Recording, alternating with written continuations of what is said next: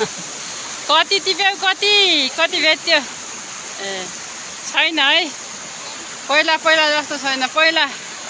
lockdown लाग्दा neuro जलुका यहाँ कति भेटिन्थ्यो कति राम्रो थियो अहिले त पहिरोले खाएछ उ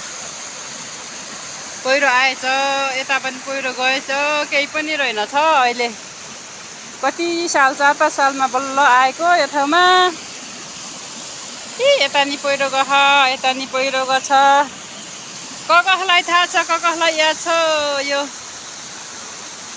लकडाउनको बेला यहाँ आएर घुमेर जलुका